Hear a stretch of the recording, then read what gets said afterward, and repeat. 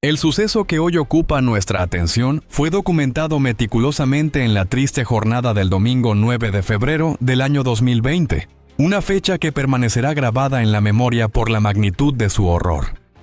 Aquel día, el tranquilo silencio matutino, tan característico de un fin de semana cualquiera, se vio interrumpido abruptamente por una llamada de emergencia que alertó a las fuerzas del orden sobre un hecho tan extraordinario como profundamente perturbador. Un episodio que, desde sus primeras señales, presagiaba una tragedia de proporciones verdaderamente incomprensibles. Los informes iniciales, por su naturaleza preliminar y la urgencia del momento, eran sumamente escuetos, carentes de los detalles esenciales que pudieran ofrecer un atisbo de la magnitud real de lo acontecido. Lo que motivó una movilización inmediata e imprescindible de los agentes policiales hacia el lugar señalado. El destino de esta rápida respuesta fue un domicilio que había sido indicado con apremio por la informante. Una persona que, en un acto de valentía y desesperación innegables, se identificó como la anterior cónyuge del presunto perpetrador, cuya revelación inicial fue solo el preámbulo de una cadena de eventos macabros que se avecinaban. Lo que esperaba a los investigadores en aquel lugar superaba con creces cualquier expectativa de horror preexistente, desafiando la imaginación humana en su capacidad de concebir la crueldad más extrema. Al irrumpir en la residencia, estratégicamente ubicada en la calle Francisco Tamagno, en el número 258, dentro de la emblemática Colonia Vallejo, perteneciente a la alcaldía Gustavo A. y Madero, específicamente en el quinto nivel, en el departamento marcado con el número 501. Los investigadores fueron confrontados con una escena que les heló la sangre, un cuadro de devastación, brutalidad y miseria humana que desafiaba cualquier intento de comprensión racional. Aquel inmueble, lejos de ser un refugio de paz y tranquilidad, albergaba uno de los episodios más desgarradores que la mente humana puede concebir, una estampa de crueldad inusitada y una manifestación de la violencia más primitiva y despiadada que pueda imaginarse, dejando una cicatriz imborrable en la psique de quienes la presenciaron. La escena del crimen revelaba una brutalidad sin precedentes, un acto de violencia tan extremo que incluso los investigadores más experimentados,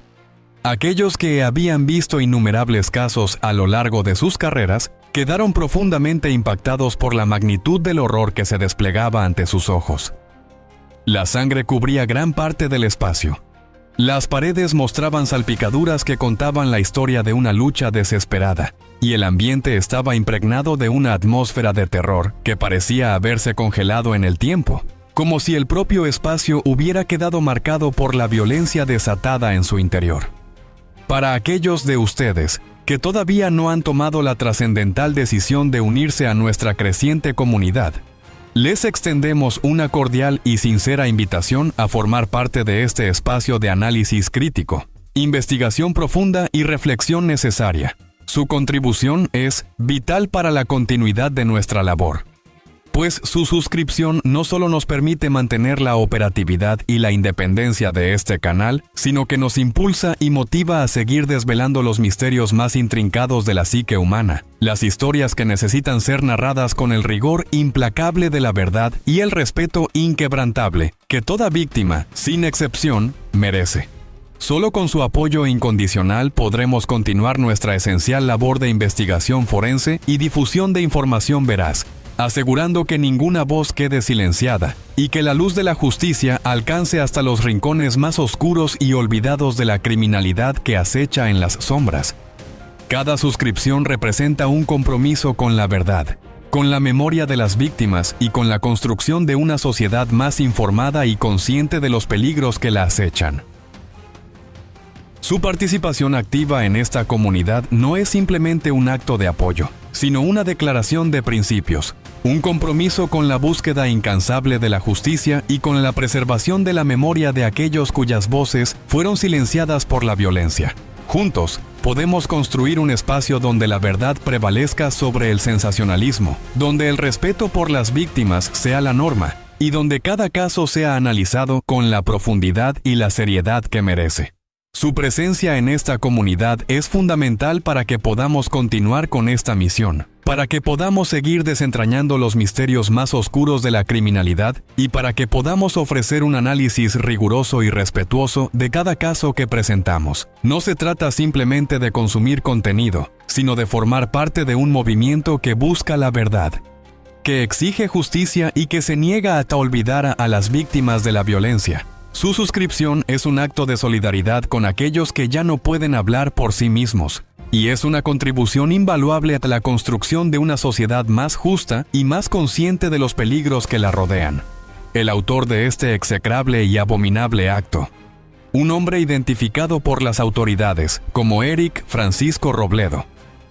un ingeniero civil de 46 años de edad,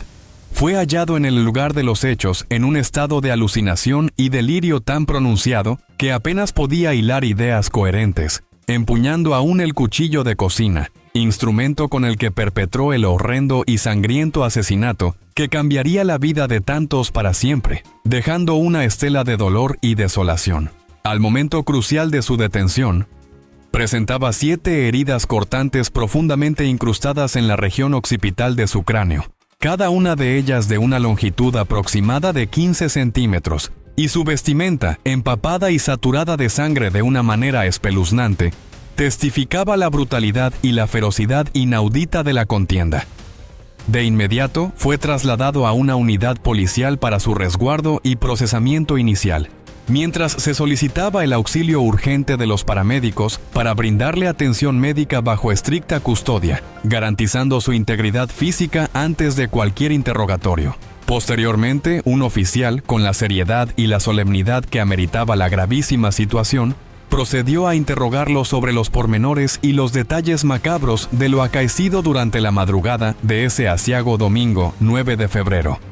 esperando que su testimonio, por más perturbador que fuera, pudiera arrojar luz sobre la densa sombra de la tragedia que había ensombrecido la comunidad y la vida de la víctima. El estado en el que se encontraba el agresor era desconcertante, una mezcla de confusión, delirio y una aparente desconexión de la realidad que rodeaba sus actos, como si su mente hubiera construido una barrera entre él y las consecuencias de sus acciones.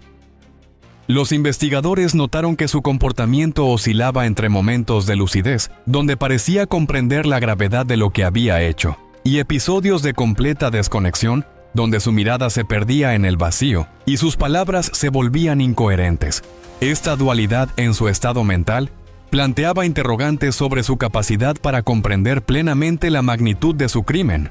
aunque la evidencia física y los testimonios posteriores demostrarían que había actuado con una premeditación y una crueldad que iban más allá de cualquier estado alterado de conciencia. Las heridas en su propia cabeza, aunque profundas y sangrantes, no parecían haber sido autoinfligidas con la intención de quitarse la vida, sino más bien como resultado de la lucha desesperada que había tenido lugar en el interior del departamento. Una lucha en la que la víctima había intentado defenderse con todas sus fuerzas antes de sucumbir ante la violencia desatada de su agresor.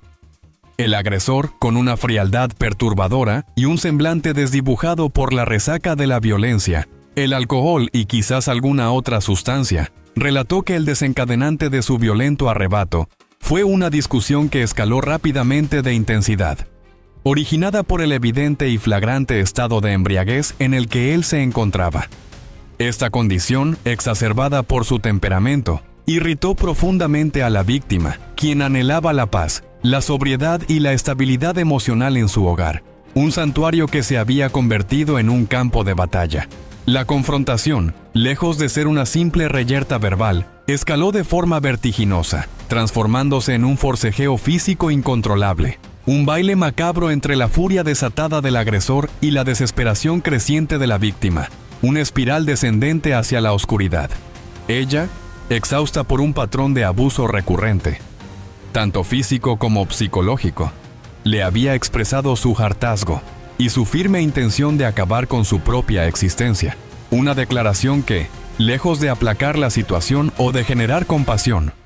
encendió aún más la mecha de la ira contenida del victimario, detonando una reacción desproporcionada. Él, en un momento de desvarío, de profunda alienación mental y quizás de un perverso deseo de control absoluto, la incitó a cumplir su amenaza, dirigiéndose a la cocina con una determinación escalofriante. De allí, tomó un cuchillo de considerables dimensiones,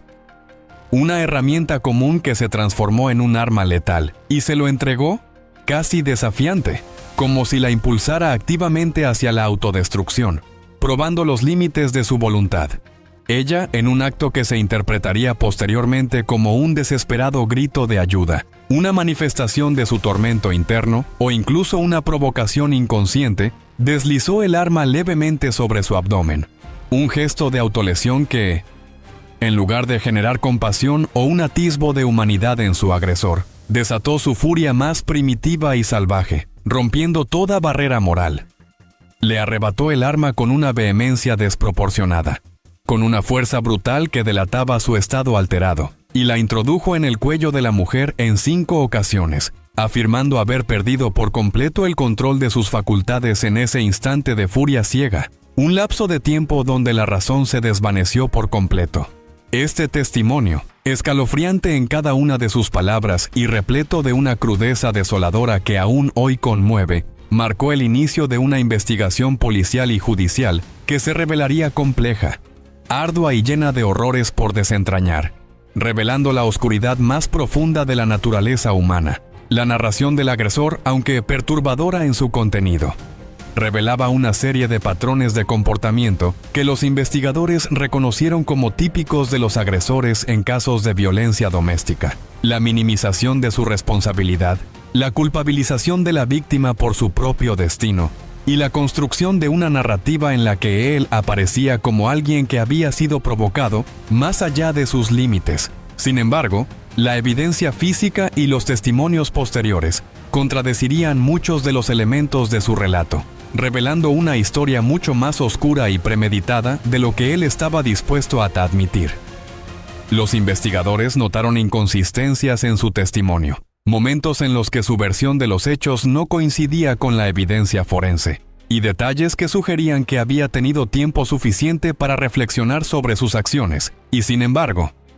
había elegido continuar con su plan macabro de desmembramiento y ocultamiento del cuerpo. La escena se tornaba aún más trágica y espeluznante al considerar la presencia involuntaria de su hijo, un adolescente de 15 años de edad que había sido diagnosticado con autismo, quien, en su vulnerabilidad y particular forma de percibir el mundo, se hallaba al interior de la morada familiar, ajeno al cataclismo que se desataba. Al percibir la violenta reyerta, los gritos de terror y el estruendo que emanaban de la disputa, el joven, en un despertar abrupto y aterrador de su sueño, fue testigo mudo del aberrante crimen cometido por su propio progenitor. Un trauma psicológico que marcaría su vida de forma indeleble, alterando para siempre su percepción de la seguridad y el amor. Al verlo, el padre, en un intento torpe y tardío de ocultar su fechoría, de borrar el rastro de su barbarie, lo confinó precipitadamente en una de las habitaciones, como si con ello pudiera borrar la imagen dantesca y la huella de sangre de la memoria de su hijo, ignorando el daño emocional ya infligido. Fue entonces cuando, según sus propias y frías palabras, el asesino comenzó a tomar una precaria conciencia de la magnitud indescriptible de sus acciones, una conciencia que lamentablemente no estuvo acompañada de un atisbo de remordimiento o culpa, sino de un pánico gélido y un cálculo macabro. La desesperación, teñida de un instinto de supervivencia retorcido, lo invadió, impulsándolo a urdir un plan atroz y desesperado para deshacerse del cuerpo, intentando borrar toda evidencia de su atroz crimen y eludir las consecuencias de sus actos. Concibió la macabra y enfermiza idea de seccionarlo en múltiples fragmentos, con la intención perversa de arrojarlos por el desagüe del baño, creyendo ingenuamente que así disolvería su culpa y su responsabilidad, como si el agua pudiera lavar sus pecados. Con una celeridad asombrosa, digna de un cirujano de la muerte, buscó herramientas diversas y retiró los elementos de sujeción del inodoro, exponiendo el sistema de drenaje en su totalidad, en una macabra demostración de ingeniería de la destrucción. Una vez expuesta la intrincada red de tuberías, procedió a desmembrar el cuerpo con una crueldad metódica y perturbadora, intentando arrojar por la abertura partes de la piel, tejido adiposo y musculatura, en una grotesca danza de la desintegración. Sin embargo, pronto se dio cuenta de la imposibilidad física y logística de deshacerse de todos los restos por esa vía, temiendo que el desagüe, incapaz de procesar tal material orgánico, colapsara estrepitosamente, revelando su atrocidad y desbaratando su intento de encubrimiento. Ante esta dificultad inesperada, que amenazaba con desbaratar su horripilante plan, ideó un nuevo método, aún más retorcido en su concepción: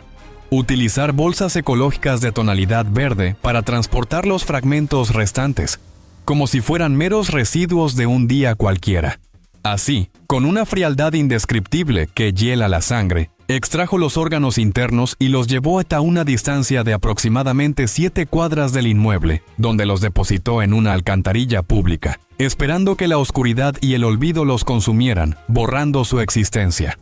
A su regreso, llenó otra bolsa con más restos, dejándola con un cálculo perverso en la intersección de las calles León Caballo y Pedro Luis Ocaso, con la retorcida y sádica esperanza de que los animales carroñeros acudieran a devorarlos, reduciendo así la evidencia física de su abominable crimen. La astucia y la frialdad calculadora de su plan, a pesar de su implacable fracaso y su inutilidad intrínseca para ocultar la verdad, son un claro y aterrador reflejo de la oscuridad más profunda y malévola que habitaba en los recovecos de su mente perturbada. Una mente capaz de las mayores atrocidades. El hecho de que hubiera actuado con tal metodología, con tal planificación en medio del caos que él mismo había creado, sugería que, a pesar de su estado alterado, había mantenido suficiente lucidez como para intentar evadir la justicia,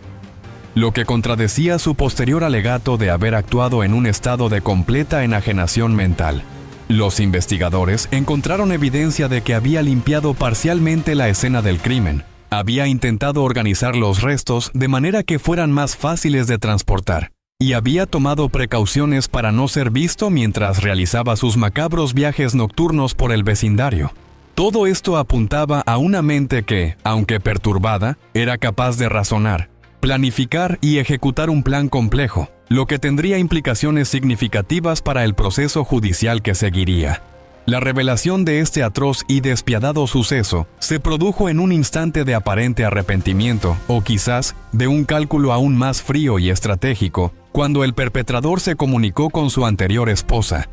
confesándole con una perturbadora calma el asesinato cometido y solicitándole, con una desfachatez inaudita que rayaba en lo grotesco, que se hiciera cargo de su hijo, quien había presenciado la crueldad más extrema del acto, quedando traumatizado para siempre. Esta llamada telefónica, que resonaría con el eco de la desesperación, la incredulidad y el horror en los oídos de la receptora, se convirtió en el punto de inflexión que detonaría el proceso judicial y revelaría la verdad a las autoridades. La anterior cónyuge, al llegar al departamento para recoger al menor, que se encontraba en un estado de shock traumático y confusión absoluta, y al ser confrontada con la magnitud del horror, el desorden y la sangre, no dudó ni un instante en notificar a las autoridades, desencadenando con su acción inmediata y valiente el proceso legal que,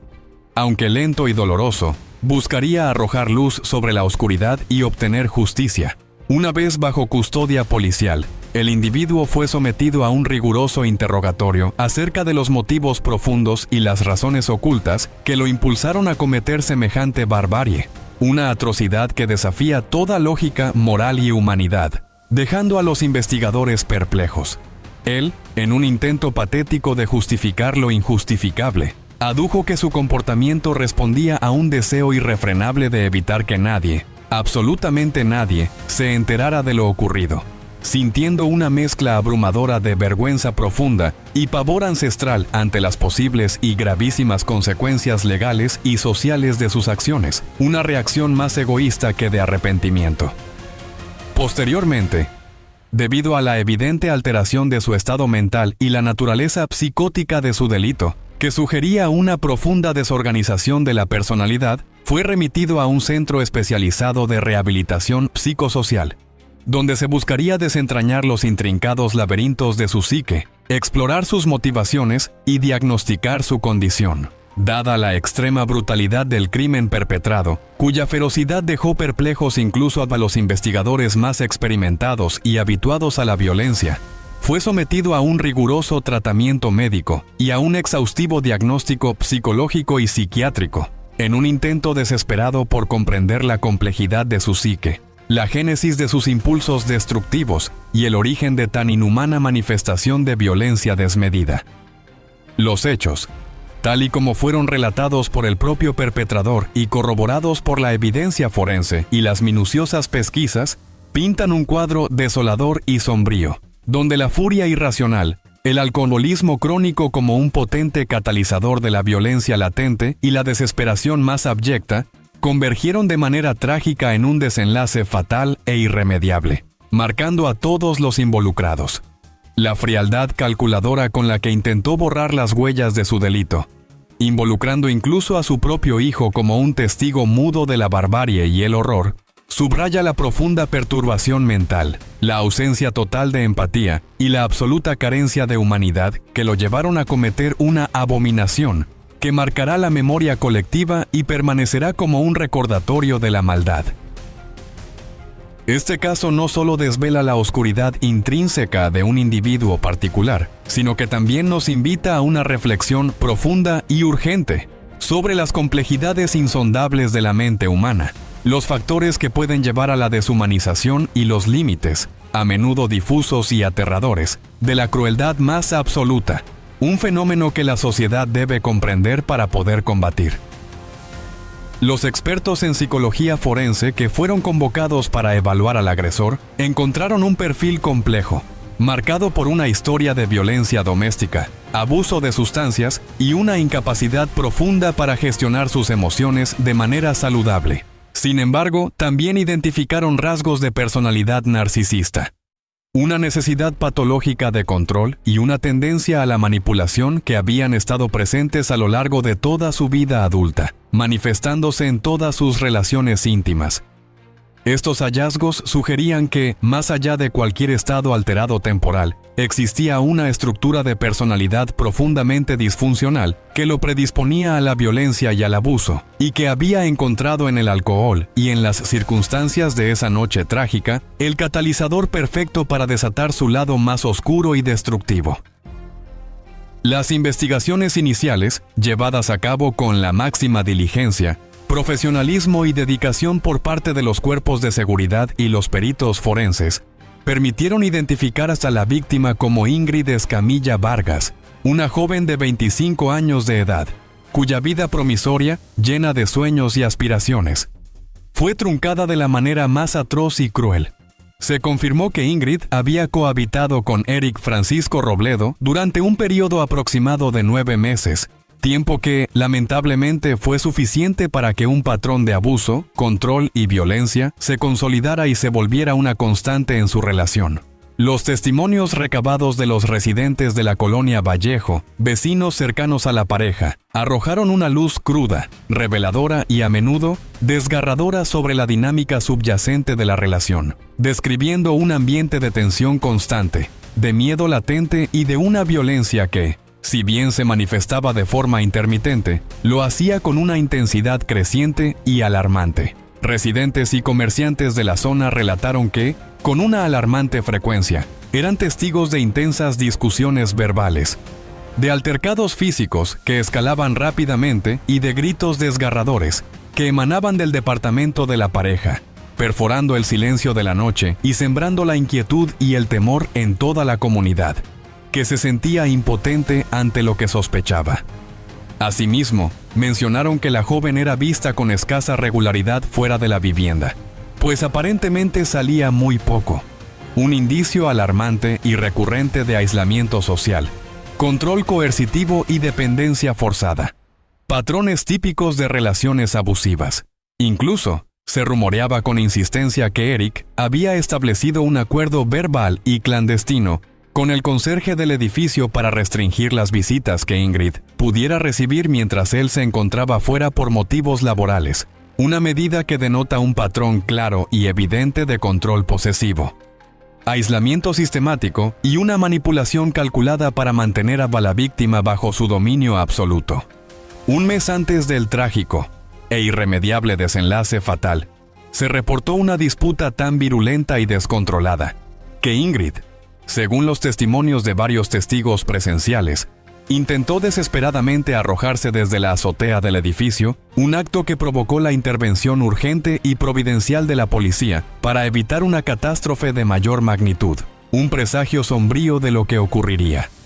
Se confirmó que el agresor llevaba viviendo en el condominio durante un año completo y que había acondicionado el espacio 9 meses antes para que Ingrid se mudara con él, consolidando así un espacio de convivencia que, lamentablemente, se convertiría en su prisión personal y su lugar de tormento. Adicionalmente, se supo que Eric había tenido 2 hijos de un matrimonio previo, el cual finalizó de forma abrupta y dolorosa debido a una denuncia interpuesta por su anterior cónyuge, quien lo acusaba formalmente de violencia intrafamiliar y agresiones físicas y psicológicas recurrentes, una historia que se repetía de manera siniestra. Estos detalles preexistentes y alarmantes pintan un patrón de comportamiento agresivo, posesivo, inestable y violento que se había manifestado ya en sus relaciones anteriores, revelando una personalidad profundamente inestable y proclive al abuso. Una advertencia ignorada con consecuencias fatales e irreversibles. Los vecinos, al ser entrevistados por los investigadores, expresaron un profundo sentimiento de culpa y frustración, sintiendo que quizás podrían haber hecho más para ayudar a Ingrid, para intervenir de alguna manera antes de que fuera demasiado tarde. Muchos admitieron haber escuchado los gritos y las peleas, haber visto a Ingrid con moretones o con una expresión de tristeza profunda, pero no habían sabido cómo actuar, temiendo represalias o simplemente asumiendo que se trataba de asuntos privados de la pareja en los que no debían inmiscuirse. Este sentimiento de impotencia colectiva, esta sensación de haber fallado a una vecina que claramente necesitaba ayuda, se convirtió en un tema recurrente en las entrevistas, revelando cómo la violencia doméstica a menudo se desarrolla a plena vista de la comunidad, pero permanece oculta detrás de puertas cerradas y de un código de silencio que protege al agresor y abandona a la víctima a su suerte. Una indagación más pormenorizada y exhaustiva, que buceó con tenacidad en los archivos policiales, los registros judiciales y los testimonios de su círculo cercano, reveló un detalle crítico y desolador que añade una capa de frustración a la tragedia. Algunos meses antes del fatal acontecimiento que le costaría la vida de manera tan brutal, la joven Ingrid Escamilla había presentado una denuncia formal por violencia de género en contra de su pareja ante la Procuraduría General de Justicia de la capital. Este acto de valentía, un grito desesperado en medio del terror y la opresión, buscaba protección, justicia y un escape a la espiral de violencia que la consumía. Sin embargo, por razones aún no esclarecidas y que claman por una explicación transparente y urgente, el proceso legal no prosperó, y el expediente, en un acto de burocracia incomprensible, desidia o quizás negligencia,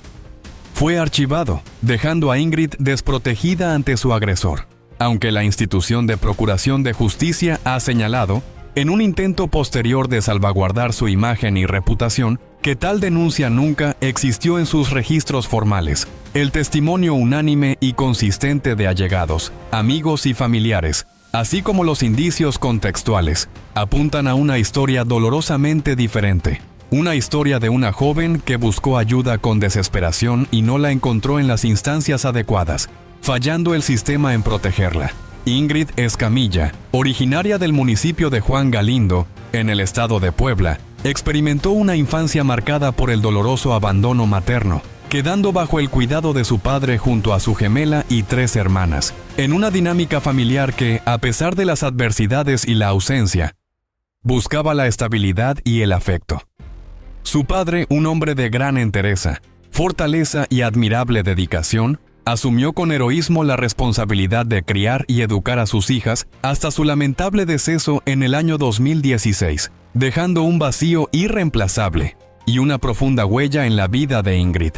Quienes la conocieron, en los diversos círculos sociales y laborales en los que se desenvolvía, la describen de forma unánime como una mujer trabajadora, llena de sueños por cumplir, de aspiraciones legítimas y con un espíritu incansable y resiliente. Laboraba diligentemente en la alcaldía Miguel Hidalgo, realizando desplazamientos diarios desde Vallejo hasta Polanco, y siempre proyectaba una actitud positiva, gentil y optimista, irradiando una luz particular y una energía contagiosa en su entorno.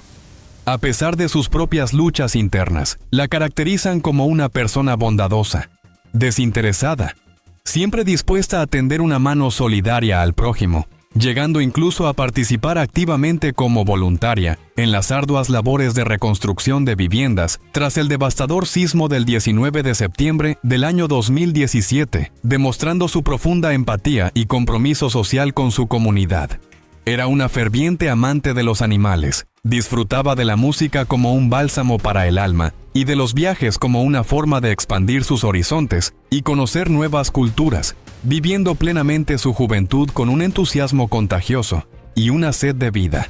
Fue coronada reina de belleza en el año 2013 en Nuevo Necaxa, Puebla. Un reconocimiento a su carisma natural, su inteligencia y su belleza interior y exterior. Y poseía una sólida formación académica en administración de empresas turísticas, culminando sus estudios en la Benemérita Universidad Autónoma de Puebla, institución que la vio crecer como profesional y como persona. Su vida tan promisoria, tan llena de luz, proyectos y potencial, fue truncada de la forma más brutal, injusta e incomprensible, dejando un legado de dolor,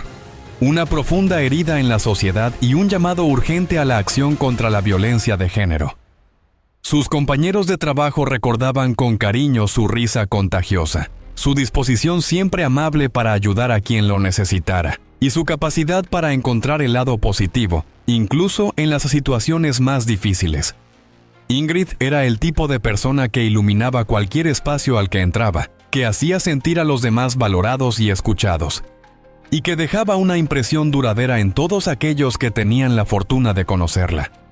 Su muerte no solo representó la pérdida de una vida joven y prometedora, sino también la pérdida de todo el potencial que ella representaba, de todas las contribuciones que podría haber hecho a su comunidad, de todas las vidas que podría haber tocado con su bondad y su generosidad. El contraste entre la persona vibrante y llena de vida que era Ingrid y la brutalidad de su muerte hace que este caso sea aún más desgarrador, recordándonos que detrás de cada estadística de feminicidio hay una persona real, con sueños, con esperanzas, con personas que la amaban y que ahora deben vivir con el vacío insoportable de su ausencia. La cronología meticulosamente reconstruida de este caso, a través de testimonios, registros y evidencias, revela que Ingrid Escamilla conoció a Eric Robledo mientras ambos colaboraban en el ayuntamiento, específicamente en la presidencia auxiliar de Necaxa, un encuentro que, en retrospectiva, sellaría un destino trágico y cruel. Tras su primer encuentro, que aparentemente estuvo teñido de una atracción inicial y un interés mutuo, forjaron una relación sentimental que, en sus inicios, parecía transcurrir bajo el signo de la felicidad compartida, el entendimiento mutuo y las promesas de un futuro juntos, aunque la realidad, como suele ocurrir, ocultaba sombras inquietantes y presagios ominosos. Poco después de consolidar su noviazgo, él, en un gesto de aparente generosidad, compromiso y una calculada manipulación, le propuso que se mudara con él a un departamento en la vibrante Ciudad de México, el cual, según sus propias palabras, había acondicionado especialmente para ella, creando un ambiente de comodidad, pertenencia y una aparente seguridad. Ingrid, inmersa en el duelo profundo y aún reciente por la dolorosa pérdida de su padre, encontró en esta relación un refugio emocional, una fuente de consuelo y un intento de reconstrucción personal, sin presagiar, en su inocencia, vulnerabilidad y búsqueda de estabilidad, que aquella decisión, que parecía un paso hacia la felicidad y un nuevo comienzo, se convertiría en el preámbulo de un martirio inenarrable y un desenlace trágico y perverso a manos de aquel hombre en quien había depositado su confianza y su esperanza. Por su parte, Eric Robledo, quien ostentaba un título profesional de ingeniero civil, era percibido por sus vecinos como una persona de temperamento reservado, hermético, que mantenía una distancia emocional con la mayoría, pero con una predisposición latente y alarmante a estallidos de ira incontrolables, una dualidad perturbadora que ocultaba una personalidad volátil.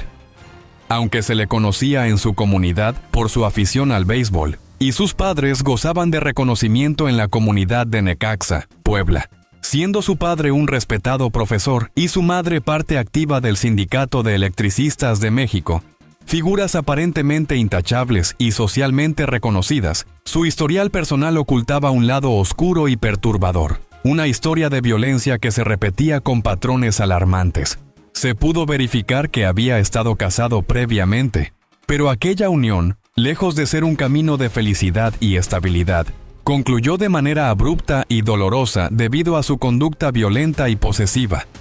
Un patrón que ya estaba arraigado en su psique y en sus relaciones anteriores.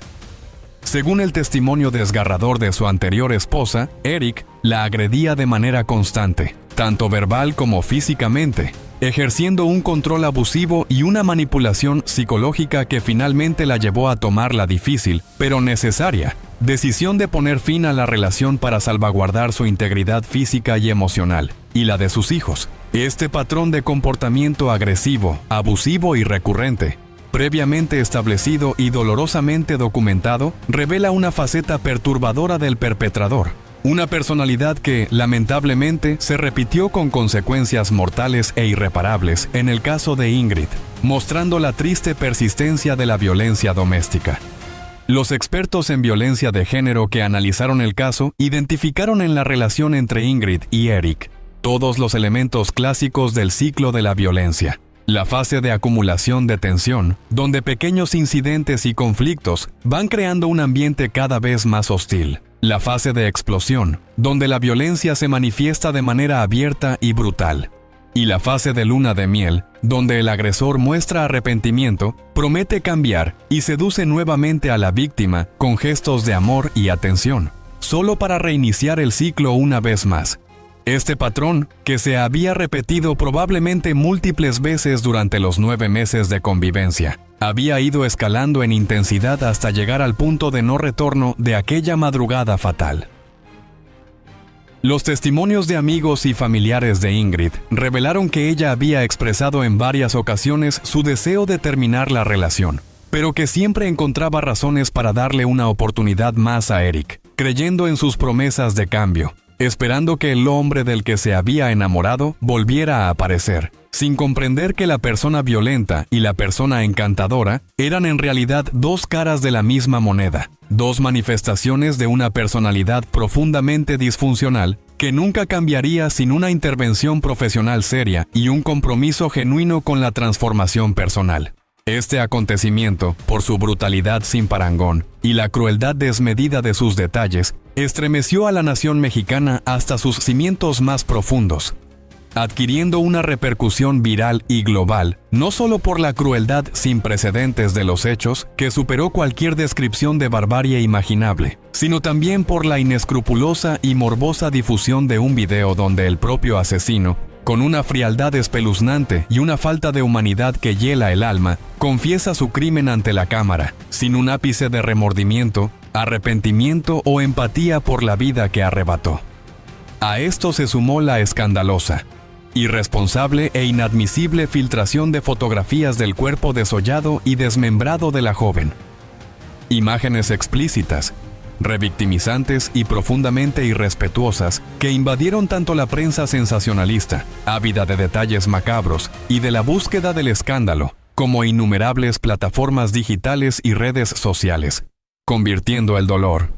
la tragedia y la memoria de la víctima en un mero espectáculo grotesco para el consumo masivo.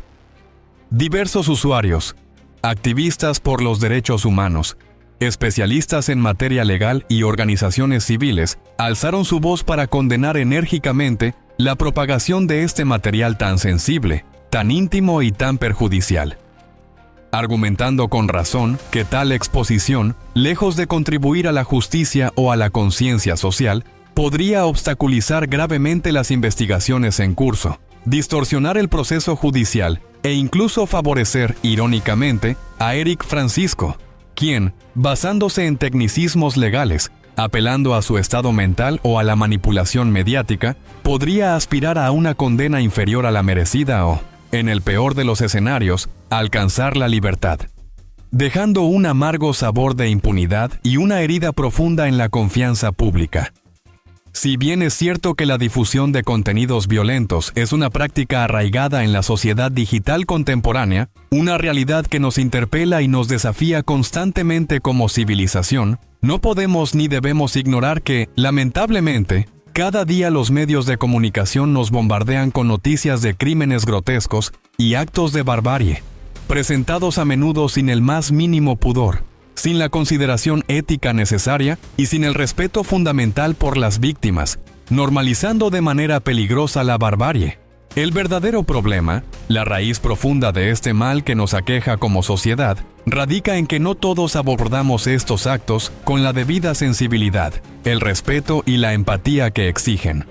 transformando tragedias humanas en un mero contenido de consumo, despojándolas de su verdadera dimensión. Nosotros, como profesionales serios y comprometidos en la materia de análisis forense y criminalístico, concebimos la muerte y la violencia desde una perspectiva diametralmente distinta, siempre preservando el respeto inquebrantable,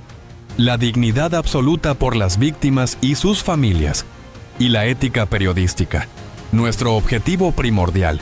nuestra misión fundamental y nuestro compromiso más firme, es desentrañar la verdad histórica de los acontecimientos, sin distorsiones, sin tergiversaciones, sin sensacionalismos morbosos, para asegurar que ningún caso quede impune y que ningún criminal eluda la justicia, porque cada vida es sagrada y merece ser honrada. Estos actos de barbarie son indignantes, y cada individuo, sin excepción, merece vivir libre, en paz y forjar su propio destino, ajeno a la violencia en todas sus manifestaciones y a la revictimización mediática. La filtración de las imágenes del cuerpo de Ingrid provocó una ola de indignación en todo el país, con manifestaciones masivas en las calles de la Ciudad de México y otras ciudades importantes, donde miles de personas salieron a protestar contra la violencia de género, contra la impunidad que caracteriza a muchos de estos casos y contra el tratamiento irresponsable que los medios de comunicación dan a las víctimas de feminicidio. El hashtag que surgió en redes sociales, exigiendo justicia para Ingrid y respeto por su memoria, se convirtió en tendencia mundial, demostrando que la indignación trascendía las fronteras nacionales y que el caso había tocado una fibra sensible en personas de todo el mundo, que estaban hartas de la violencia contra las mujeres y de la normalización de esta violencia en nuestras sociedades. Las hermanas de Ingrid, en particular, se convirtieron en voces poderosas en la lucha por la justicia, exigiendo no solo que el asesino de su hermana fuera castigado con todo el peso de la ley, sino también que se implementaran cambios estructurales en el sistema de justicia para prevenir que otras mujeres sufrieran el mismo destino que Ingrid. Su valentía al enfrentar el dolor más profundo imaginable y convertirlo en una fuerza para el cambio social fue inspiradora para muchos, y su testimonio sobre quién era realmente Ingrid, más allá de las imágenes horribles que habían circulado, ayudó a humanizar a la víctima y a recordar a todos que ella era mucho más que las circunstancias de su muerte. Es innegable que cada persona posee una visión particular, subjetiva y a menudo distorsionada de la compleja realidad que nos rodea, un filtro personal que moldea su percepción.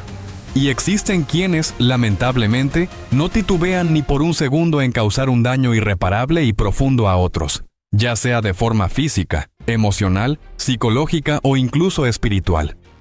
Por ello, no me cansaré de enfatizar la importancia cada vez mayor de permanecer vigilantes, con todos nuestros sentidos alerta y nuestra intuición agudizada, ante las conductas, las actitudes y las señales de alerta de quienes nos rodean, especialmente en nuestras relaciones más íntimas y personales, que son, irónicamente, donde a menudo se fraguan los mayores peligros y donde la confianza puede ser más fácilmente traicionada. La problemática de la difusión irresponsable de estos casos, con el consiguiente perjuicio a las víctimas y sus familias, se agrava en la actualidad por una alarmante y creciente falta de respeto hacia el prójimo, una carencia ética y moral que erosiona los cimientos mismos de la convivencia social armónica. Con demasiada frecuencia se confunde la libre expresión, un derecho fundamental, inalienable y valioso en toda democracia, con una licencia para hablar y opinar sin discernimiento, sin filtro, sin consideración alguna por las consecuencias de las palabras, llegando incluso a ofender, difamar, calumniar y mofarse de las tragedias ajenas con una crueldad pasmosa. Nos erigimos en jueces autoproclamados de la vida ajena, asumiendo una falsa perfección moral y una superioridad inexistente, y muchos se resguardan cobardemente tras el anonimato que ofrece un perfil en redes sociales para desatar sus frustraciones más profundas, sus prejuicios arraigados y su malicia contenida, sin enfrentar las consecuencias, legales o morales, de sus palabras y acciones digitales. Es un hecho indiscutible y doloroso que a numerosas personas no les falta conocimiento, ya que la información es abundante y accesible en la era digital, sino educación en valores, en civismo y sobre todo empatía, esa capacidad esencial e insustituible de ponerse en el lugar del otro, de comprender su dolor y su perspectiva. La ausencia flagrante de esta cualidad humana,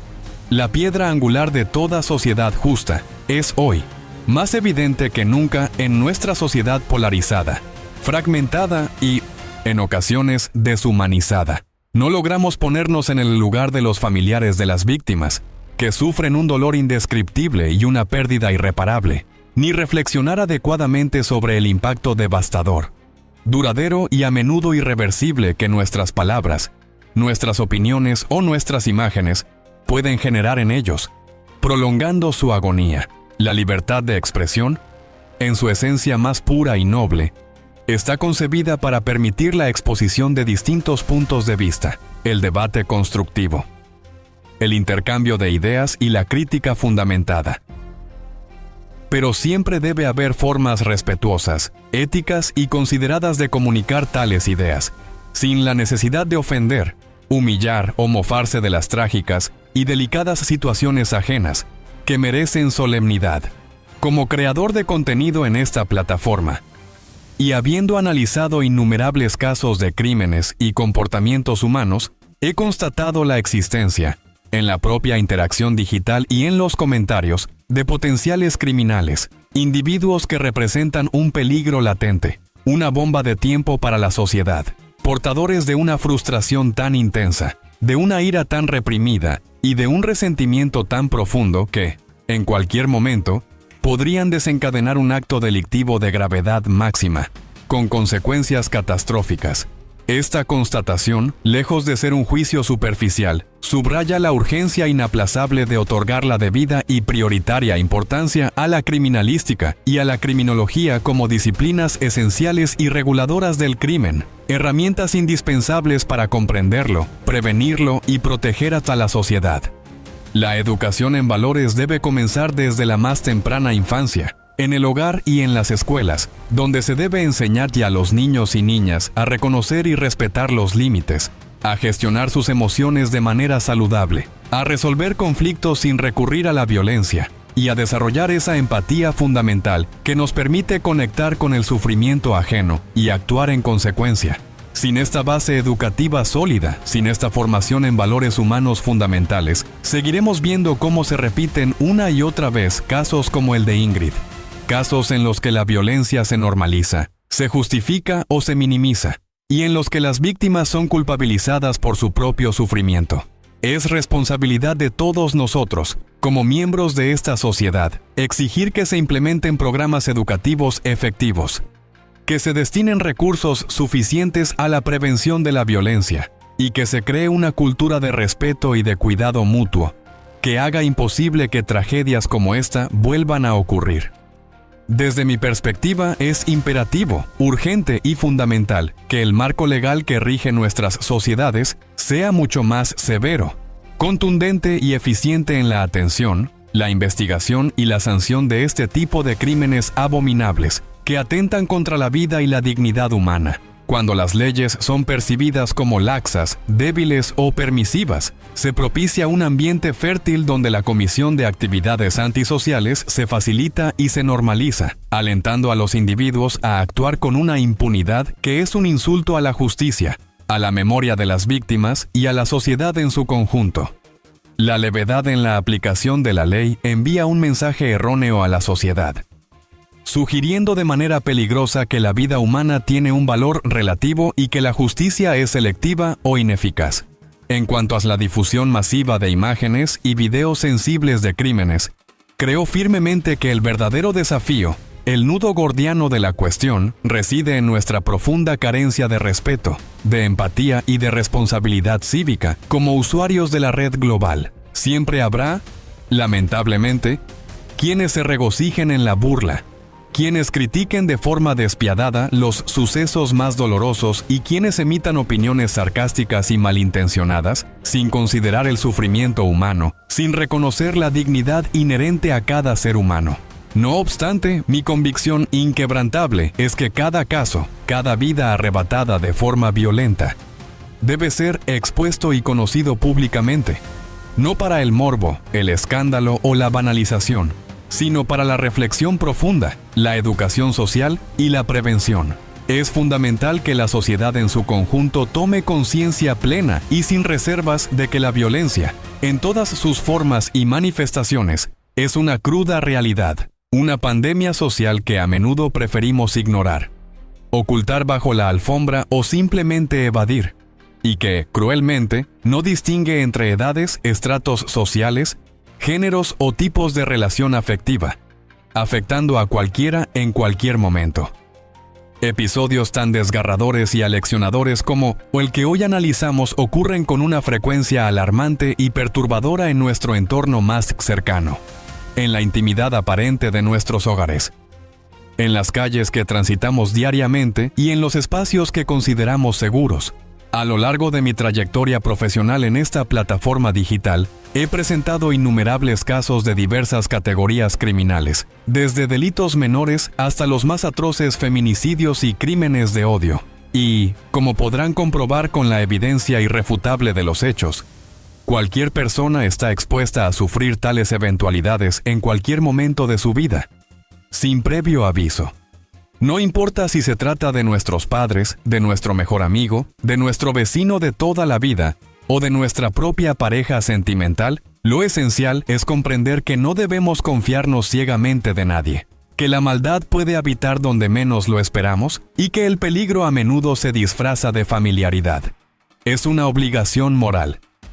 cívica y ética mantenernos siempre alerta ante cualquier indicio, por mínimo que parezca, de conducta violenta, de control abusivo o de patrones de agresión, como una medida preventiva indispensable para evitar la repetición de sucesos tan deplorables y traumáticos, protegiendo a los más vulnerables. La prevención, en este sentido, no es solo una opción, es, sin lugar a dudas, la mejor herramienta que poseemos en la lucha constante, agotadora y crucial contra la criminalidad, la violencia y la injusticia social. Es necesario que las instituciones encargadas de impartir justicia cuenten con los recursos necesarios para investigar adecuadamente cada denuncia de violencia doméstica, que se capacite a los funcionarios para reconocer las señales de alerta y para actuar con la urgencia que estos casos requieren,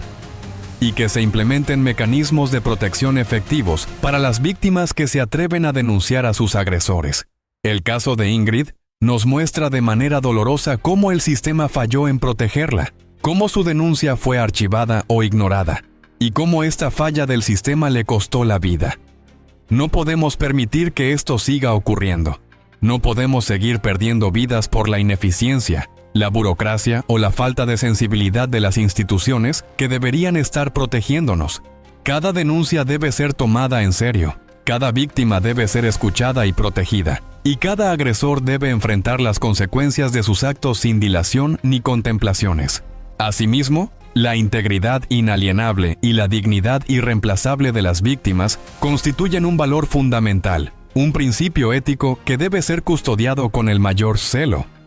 con la más profunda reverencia y con la más estricta observancia por parte de todos los miembros de la sociedad y de los medios de comunicación sin excepción. Por ello, la difusión de imágenes o videos explícitos de un crimen, lejos de aportar valor informativo genuino, no debería bajo ninguna circunstancia ser de dominio público, pues revictimiza, traumatiza aún más a los afectados y banaliza la tragedia. Bastaría con dar a conocer ante la sociedad los detalles esenciales del hecho, la verdad objetiva de lo ocurrido, el contexto y las implicaciones, sin la necesidad perversa de exponer las crudas y desgarradoras imágenes reales del caso. Pues, como he señalado previamente, no todos las observan con el respeto, la consideración y la empatía que merecen, sino con morbo, indiferencia o incluso burla, perpetuando el daño. La verdadera educación en valores, la formación de seres humanos íntegros, críticos y éticos, germina y se nutre en el hogar, en el seno familiar, donde se aprenden los principios fundamentales de la convivencia. No permitamos que la televisión, las redes sociales o el ambiente externo, con sus influencias a menudo negativas, moldeen la moral, la ética y la conciencia de nuestros hijos, quienes son el futuro y la esperanza de una sociedad mejor. Es urgente e indispensable fomentar desde la niñez la empatía, el respeto mutuo, la solidaridad y la conciencia cívica, valores que son la base inquebrantable de una sociedad justa, pacífica y equitativa. Los índices de violencia se incrementan día a día, una estadística alarmante que nos interpela como colectividad y nos obliga a actuar, y, con demasiada frecuencia, tendemos a normalizar esta preocupante realidad, a considerarla parte del paisaje cotidiano, lo cual es inaceptable y peligroso. Debemos romper con esta normalización, debemos negarnos a aceptar la violencia como algo inevitable, y debemos trabajar activamente para construir una sociedad donde cada persona pueda vivir sin miedo, donde cada relación esté basada en el respeto mutuo y el amor genuino, y donde la violencia en cualquiera de sus formas sea rechazada de manera categórica y enfrentada con toda la fuerza de la ley y de la condena social. El caso de Ingrid Escamilla debe servir como un punto de inflexión, como un llamado de atención que nos obligue a todos a reflexionar sobre nuestro papel en la prevención de la violencia, sobre nuestra responsabilidad como miembros de una comunidad, y sobre la urgencia de implementar cambios profundos y estructurales que protejan a las mujeres y a todas las personas vulnerables de sufrir el mismo destino trágico que ella sufrió. No podemos seguir siendo espectadores pasivos de la violencia. No podemos seguir mirando hacia otro lado cuando vemos señales de abuso. Y no podemos seguir permitiendo que el sistema falle a quienes más necesitan su protección. No te pierdas ni un solo detalle del contenido de nuestro canal, donde cada semana desentrañamos los enigmas más oscuros y los secretos mejor guardados de los crímenes más impactantes que han marcado la historia. Aquí, en este espacio, descubrirás las verdades ocultas que necesitan ser contadas y te proporcionaremos las herramientas para que te mantengas seguro, informado y preparado ante los desafíos del mundo. No esperes más para conocer el lado más perturbador de la realidad y comprender las complejidades de la mente criminal. Suscríbete ahora mismo y forma parte de nuestra comunidad en la incansable búsqueda de la justicia, la verdad y la comprensión de los fenómenos criminales que nos rodean. Hasta la próxima edición, recuerda que la verdad siempre debe prevalecer sobre el silencio y que cada vida perdida merece ser recordada con dignidad y respeto.